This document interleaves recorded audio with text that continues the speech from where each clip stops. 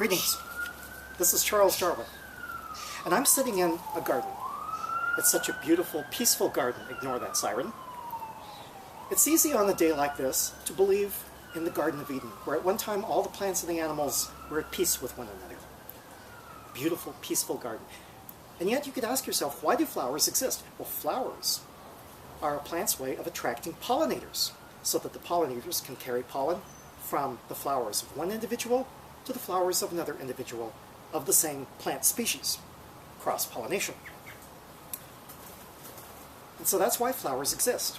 They're a plant's way of carrying out sexual reproduction. Well, that still seems consistent with the idea of a Garden of Eden. The flowers are feeding the pollinators with nectar, and the pollinators are carrying out pollen transfer for the flowers. That sounds so beautiful and mutualistic, doesn't it?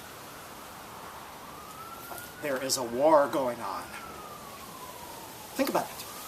There's not enough nectar to feed all of the pollinators. And even if there was at one time, the population growth of the pollinators increases until they're at the edge of survival and there's just barely enough pollen and nectar for some of them. So the pollinators are competing with one another for access to the nectar. What about the flowers? The flowers are also at war with one another. If you listen closely to the flowers, you can hear them saying, "Sorry, sucker, my flowers are bigger than yours, so I'm going to attract the pollinators, and you won't." Because you see, pollinators are also in short supply for the flowers. So there's not quite enough pollinators for all of the flowers, there's not quite enough nectar for all of the pollinators. So there is a war going on. In Chapter 3 of The Origin of Species, I called this the struggle for existence. And that explains why it is that bees are always busy, and why it is that flowers are bigger and sweeter than they actually have to be just to do their jobs.